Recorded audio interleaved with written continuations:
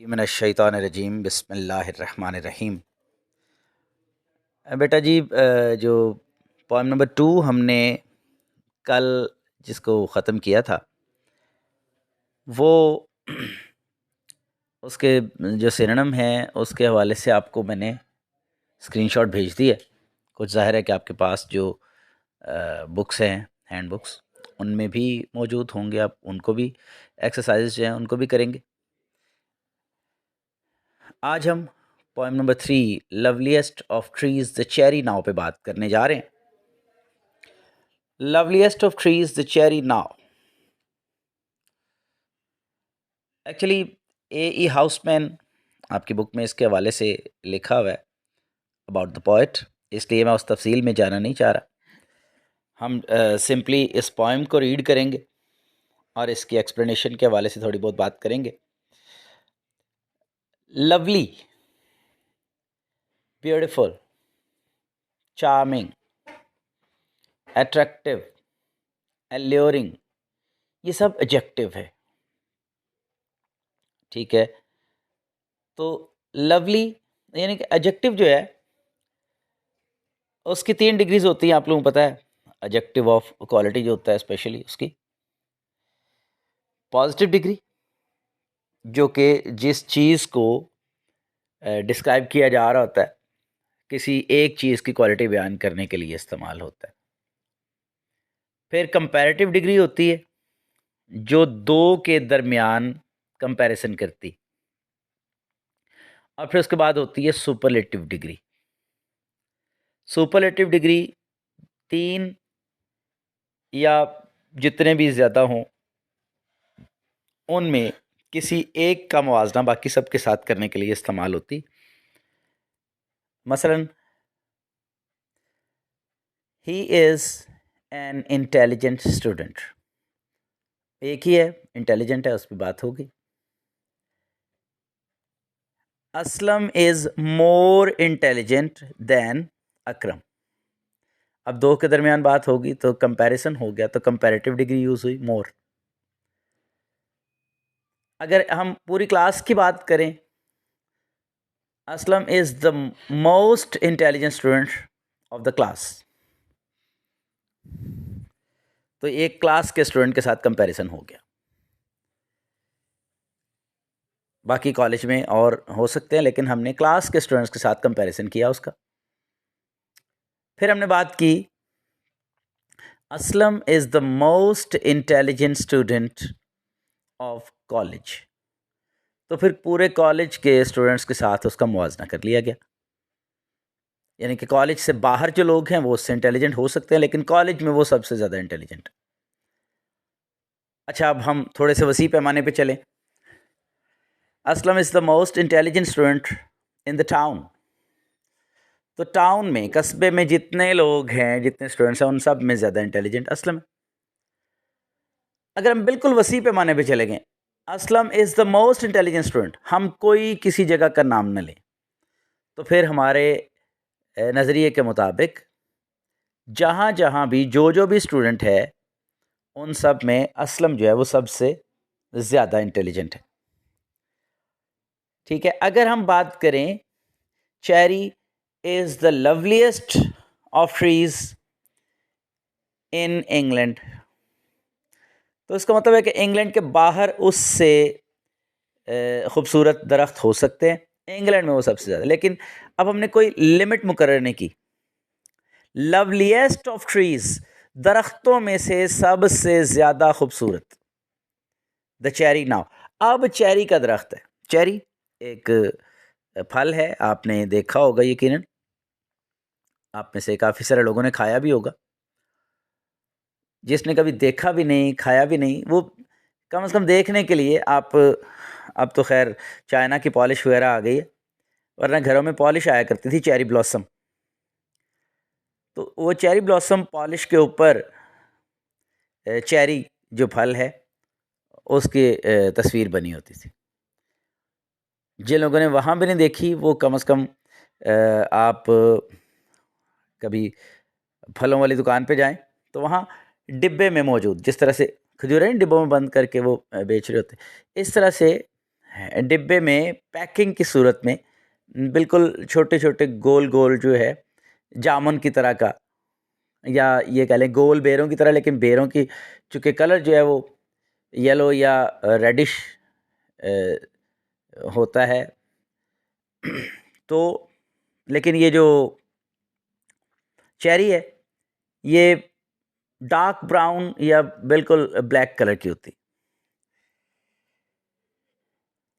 तो ये फल है, लेकिन उसका दरख्त जो है, जाहिर है कि जब भी कोई भी फल दरख्तों पे आता है तो उससे पहले फूल लगते हैं। तो चेरी का दरख्त पोएट ने देखा है और उस दरख्त को देख के तो उसने ये दावा कर दिया है कि ज़िंदगी में जितने भी दरख्त देखे हैं अब उनमें सबसे ज़्यादा खूबसूरत, सबसे प्यारा चेरी का दरख्त है। तो वो उसकी खूबसूरती के हवाले से इतना उससे फैसिनेट हुआ, इतना ज़्यादा उस दरख्त ने उसे एल्योर किया, उसे अट्रैक्ट किया कि उसने उस पे एक पूरी पोएम लिख दी। ठीक हो गया जी। तो आइए इसको रीड करते हैं और फिर इससे मज़ीद आगे चलते हैं। Loveliest of trees the cherry now is hung with bloom along the bough and stands about the woodland ride, wearing white for Easter tide. तो शायर ये कह रहे हैं जनाब कि loveliest of trees cherry now, अब दरख्तों में सबसे प्यारा दरख्त जो है वो चेरी का दरख्त है। Is hung with Bloom, Bloom जो है जो फूल हैं, शगुफ़े हैं, फ्लावर्स हैं, उनसे हंग, उनसे लदा हुआ है, भरा हुआ है उनसे। अलॉन्ग द बाउ, उसकी बाउज, ब्रांचेस, उसकी शाखें जो हैं उन पर ये फूल लदे हुए हैं। And stands about the woodland ride, जंगल की जो गुजरगाह है, राइड जो सवार होके गुजरना होता है, जहाँ से घोड़े सवार वगैरह गुजरते हैं, वो रास्ता जो जंगल के दरमियान से जाता है, वहाँ वो जो रास्ता है उसके साथ साथ ये दरख्त जो है वो उगा हुआ है। Wearing white for Eastertide, और ईस्टर की तकरीब मनाने के लिए इसने सफ़ेद लिबास ज़ेबतन किया हुआ है। अब wearing white for Eastertide जो है ये हमें क्या बताता है? ये हमें पर्सोनिफिकेशन बताता है कि दरख्त को पर्सोनिफाई किया। क्योंकि वियरिंग, वियरिंग का मतलब लिबास पहनना ना, तो लिबास पहनना किसका काम है? इंसानों का ऑब्वियसली। तो एक दरख्त लिबास पहनना उसका काम नहीं है। तो जब किसी इनह्यूमन की चीज़ को हम ये कहते हैं कि कोई नॉन लिविंग थिंग है, उसके अलावा भी हम जो एक तो लिविंग बीइंग ना हो, अगर लिविंग बीइंग हैं भी तो वो ह्यूमन ना हो, लेकिन उनमें ह्यूमन क्वालिटी जो है वो दे दी जाए। तो दरख्त जो हैं वो लिबास नहीं पहनते, लेकिन उसके लिए वियरिंग वाइट का लफ्ज़ इस्तेमाल कर दिया गया जो सीधा सीधा पर्सोनिफाई किया गया। ईस्टर टाइड, ठीक है, ईस्टर की तकरीबात को मनाने के लिए उसने सफ़ेद लिबास ज़ेबतन किया हुआ है। ईस्टर क्या है जी? एक है क्रिसमस, जो अभी 3 दिन पहले आप लोगों की ही, हम सब की कम्युनिटी में जो हमारे मसीही भाई हैं उन्होंने सेलिब्रेट किया। हज़रत ईसा अलैहिस्सलाम की विलादत पे जो है वो क्रिसमस सेलिब्रेट किया जाता है। ईस्टर जो है ये सेलिब्रेट किया जाता है अप्रैल में। हज़रत ईसा अलैहिस्सलाम, आपको बताया कि वो उनके जो दुश्मन हैं वो उनके पीछे लगे हुए थे और फिर कुछ के नज़दीक उनको कत्ल कर दिया गया, लेकिन अल्लाह ताला ने दोबारा उनको ज़िंदा करके आसमानों पे उठा लिया। कुछ के नज़दीक ये है कि वो उनके दुश्मन जो हैं वो उन्होंने सूली पर चढ़ा दिया था, लेकिन उसी वक्त अल्लाह ने उन्हें ज़िंदा आसमानों पे उठा लिया। तो उनके बेसिकली उनके ज़िंदा बच जाने की खुशी में ईस्टर सेलिब्रेट किया जाता है। ये अप्रैल के किसी संडे को सेलिब्रेट किया जाता है।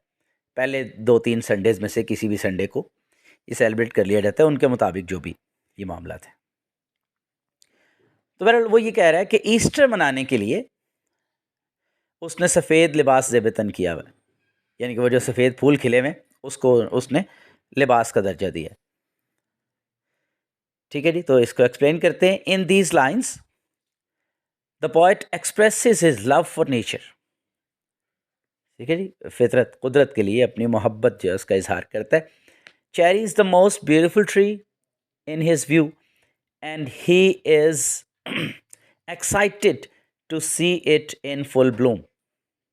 ठीक है जी, बड़ा वो एक्साइटेड है, बड़ा पुरजोश है इसको पूरे जोबन पर देख कर इस दरख्त। The branches of this most beautiful and attractive tree are loaded with flowers. फूलों से लदी हुई है इसकी शाखें जो है। The cherry is fully dressed, पूरा लिबास ज़ेब तन किया हुआ है। It seems that the cherry has put on का मतलब wear, put on the white dress to celebrate and commemorate the most important Christian festival, Easter।